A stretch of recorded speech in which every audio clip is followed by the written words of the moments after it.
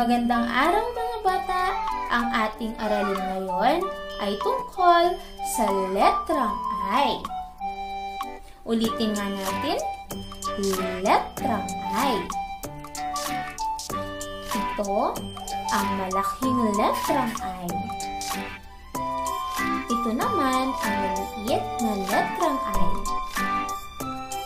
At ang tunog ng letrang I ay I.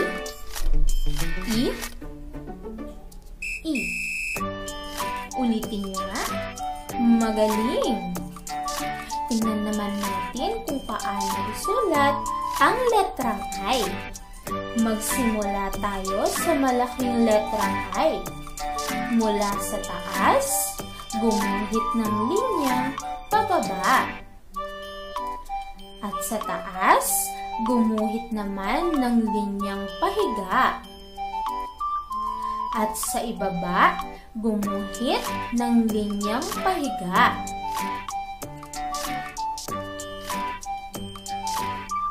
Ulitin nga natin. Linyang pababa. Linyang pahiga.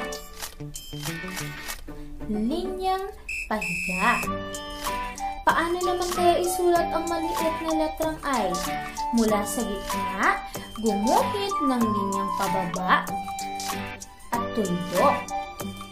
Ulitin nga natin, linyang pababa, tuldok. Magaling! Tingnan naman natin ang mga bagay na nagsisimula sa letrang I. Isda. Isda. Ilaw. Ilaw. Ilog.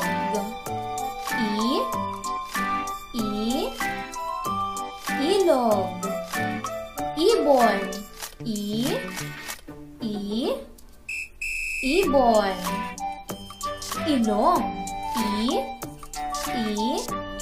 Ilong. Ipis. Ipis. Isa. Isa. Itlog. Itlog. Isla. Isla. Banggitin nga ulit natin ang mga larawang nagsisimula sa letrang I. Isda, ilaw, ilog, ibon, ilong, ipis, isa, itlog, isla.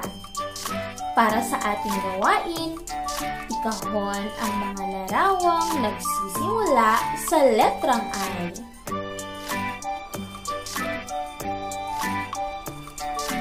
Tama mga bata! Ang ibon, ilaw, itlog, isda ay halimbawa ng mga larawang nagsisimula sa letrang I na ang tunog ay I. Magaling mga bata! May naintindihan ba kayo sa ating aralin?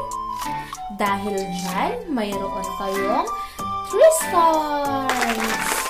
Magaling mga bata! Maraming salamat! Paalam! Hello mga bata! Kunin ang inyong writing notebook at magsanay magsulat ng malaki at maliit na letrang I. Pagkatapos, kunin ang inyong drawing book, marker, glue at eggshells. Iguhit ang malaking letrang I sa drawing book gamit ang marker. Lagyan ito ng glue at ilagay ang pinupinong eggshells na ginuhit sa letrang I. Tingnan lamang ang nasa halimbawang larawan. Mga bata, gawing maayos at maganda ang inyong mga gawain ha. Kung kayo'y nahihirapan, huwag mahiyang manghingi ng tulong sa inyong mga kapatid o magulang. Paalala mga magulang, gabayan at tulungan ang inyong mga anak sa paggawa ng gawain Pwede niyong tanungin ang mga anak ninyo tungkol sa mga bagay na nagsisimula sa tunog I o letrang I. Yun lamang, mga bata, lagi sa puso't at isaisip ang lahat ng inyong natutunan. Gamitin lamang ito sa maayos at mabuting paraan. Hanggang sa muli, paalam muli mga bata, paalam!